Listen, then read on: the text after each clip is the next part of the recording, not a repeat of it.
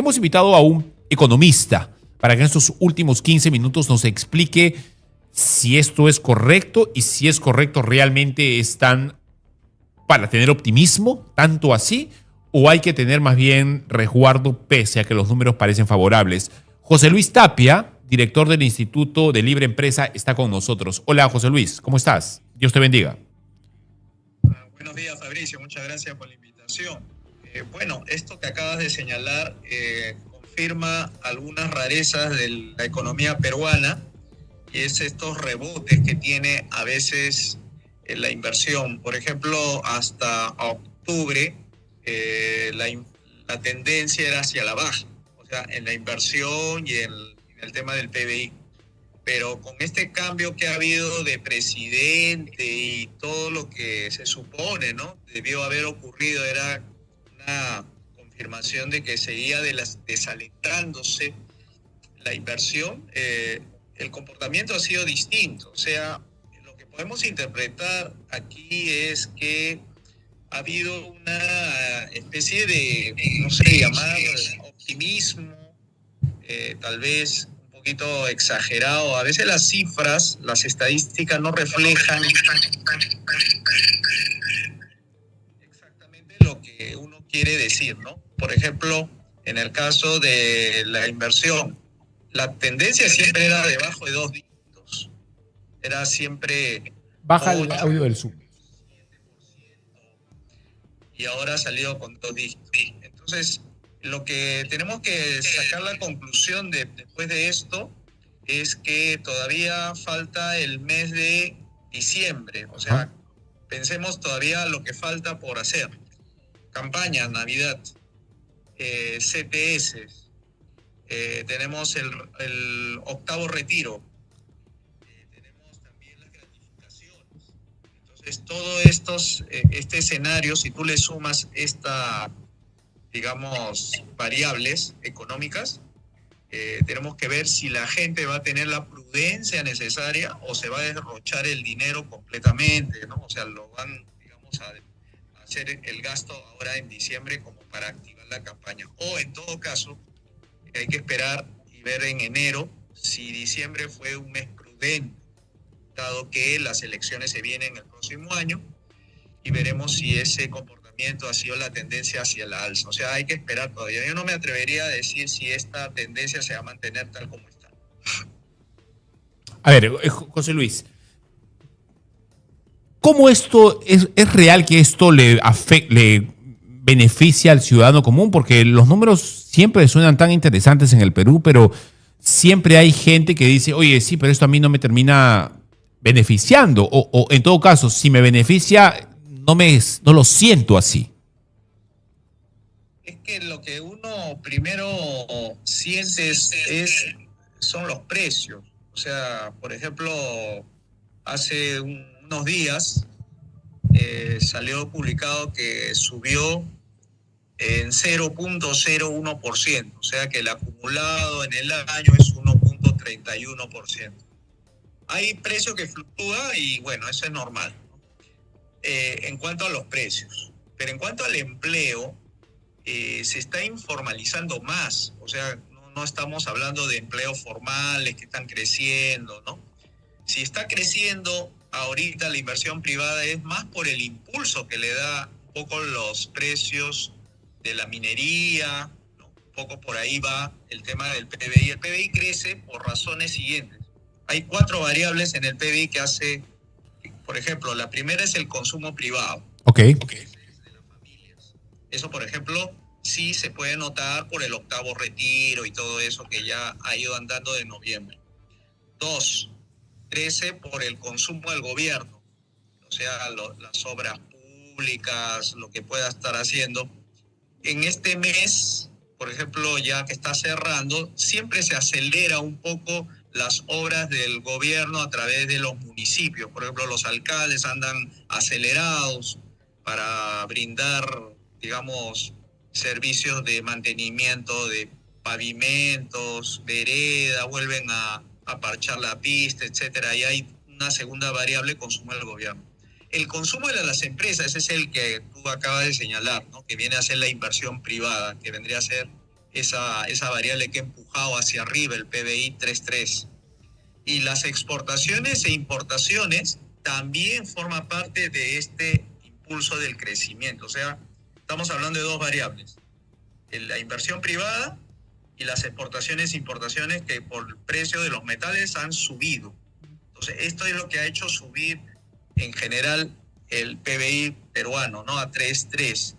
Porque si uno mira las cifras más bien de lo que viene de los reportes de tipo Fondo Monetario, OCDE, por ejemplo, ellos hablan de 2.9, 3, y acá el Ministerio de Economía y Finanzas habla de 3.5, y el BCR habla de 3.2.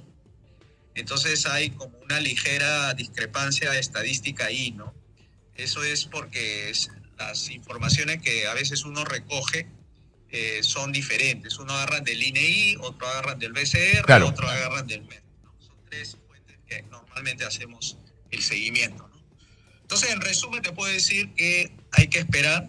Ese 3.3 puede convertirse en 3.2, 3, pero ya no rebota más. O sea, ya no sube a 3.5, 3.6. Ya es, creo, me parece demasiado pedir eso, ¿no? Entonces, a ver, para que mi mamá que nos está escuchando y mi papá también, que no son economistas, la economía peruana crece. Si bien es cierto, no crece, seguramente no va a terminar en un 3.3 como bien lo estás diciendo, podríamos terminar en un 3. La inversión privada ciertamente sí también está creciendo. ¿Por qué en la calle no lo sentimos así? Porque el 98% de las empresas en el país que realizan la inversión son microempresas. O sea, estamos hablando de 2 millones son formales y 6 millones son informales. O sea, te está empleando más o menos entre ellos dos aproximadamente el 75% de la economía informal, más o menos, para que tengas idea. O sea, son pequeños gastitos que se hacen las empresas, contratan 1 o 2 trabajadores y ni siquiera contratan trabajadores, se ajustan ellos mismos.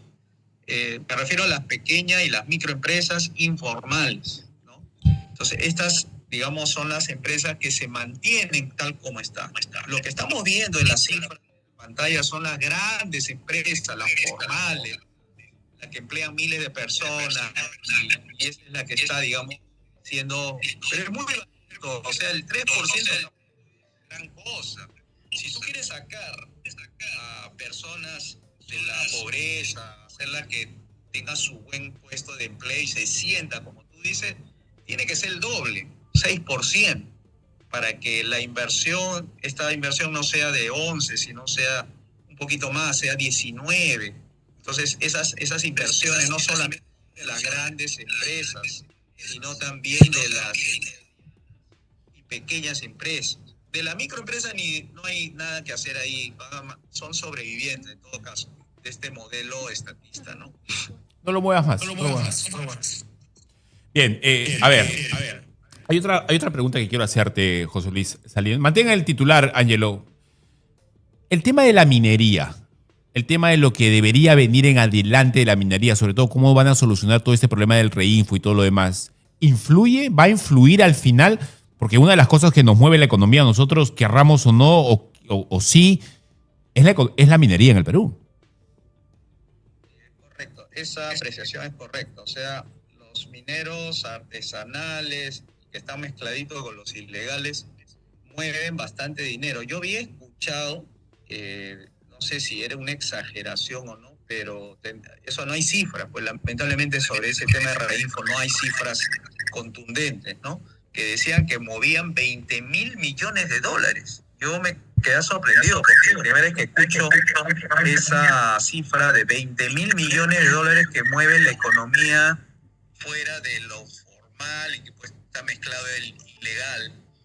Entonces es bastante dinero que está entrando en forma de dinero, me refiero en forma de dólares, divisas, etcétera, porque esta economía pues tiene un lado formal que es más o menos cerca del 50% y el otro 50% es el informal.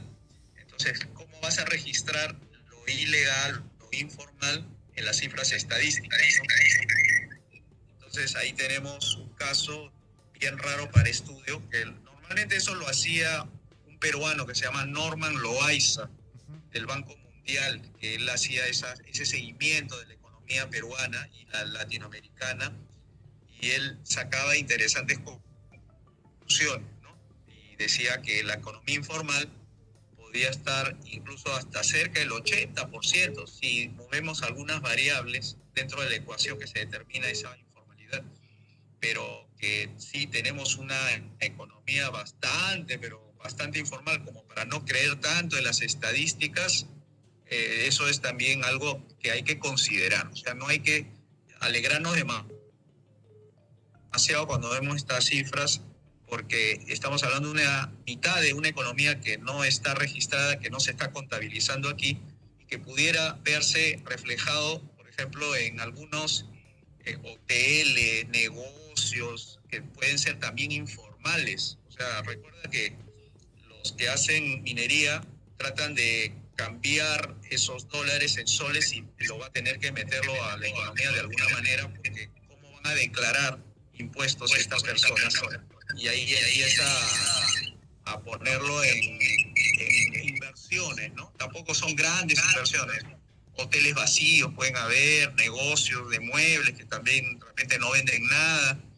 Y es una forma de hacer esa introducción de ese dinero que ganan ellos digamos, en negocios que a veces no prenden, pero se invierten, pero no prenden, ¿no? Y eso pudiera tener algo de relación con esta información que tú dices de la inversión privada, ¿no? O sea, se mezcla lo formal y lo informal, se mezclan en algún momento y pudiera tener eso una implicancia en esta cifra de la inversión privada del 11%. Entiendo. A ver, para terminar, José Luis, yo sé que tú estás permanentemente al tanto de las cosas que están ocurriendo en la coyuntura, estás al día en el tema económico, etcétera. ¿Con qué último detalle de noticioso que te ha llamado la atención en los últimos días respecto a nuestra economía, que aparentemente crece, aunque no necesariamente lo sentimos así, te quedas para terminar la entrevista? Yo, por ejemplo, este tema del reinfo, de estos 50.000 que no han sido, digamos, incluidos, yo no sé qué va a pasar cuando se determine el hecho que no lo vayan a incluir. No sé si lo vamos a tener en las calles a estas 50.000 personas. Me refiero al tema de Confemin, creo que se llama la organización, porque creo que no está conforme con haberlos, digamos, ampliado un año más, y eso puede traer implicaciones políticas, o sea, puede hacer correr la aguja económica, ¿no? O sea, que ese desorden que pueda haber en las calles puede traer más bien un desánimo y violencia sobre todo. O sea, se va a mezclar ahí. Cuando la economía se mezcla con la violencia, empieza a retroceder la inversión, se empieza a volver más pesimista, ¿no? Porque hasta ahora los empresarios, no sé cómo, pero mantienen su línea optimista, como dice el Banco Central de Reserva, ¿no? Pero claro, ahorita está tranquilo la cosa, no hay violencia, así como por ejemplo sucedió con el señor Rafael Belaúnde, que hubo un atentado contra su vida. Pero esto no es nada comparado a lo que va a haber, porque esto va a haber violencia, ahora sí va a haber violencia política a partir de enero. O sea, sicarios que van a ser contratados por el opositor político y le van a disparar o lo van a asesinar y ese tipo de cosas. Cuando se empiece a desatar, ahí vas a ver cómo la economía empieza a retroceder y tal vez el tipo de cambio empiece a correr hacia arriba y ya los esfuerzos del BCR por tratar de contener no van a ser lo mejor. Eso es lo que yo me temo en ese tema de la informalidad minera. O sea, se va a quedar todavía muy pendiente porque va a ser justamente estos meses de campaña en el cual se van a acelerar más las cosas con respecto al tema minero. Lo vamos a tener en la avenida Bancay casi permanentemente. Bien, muchas gracias, José Luis. Ha sido muy amable. Bien, ha sido José Luis Tapia con nosotros, presidente del Instituto de Libre Empresa.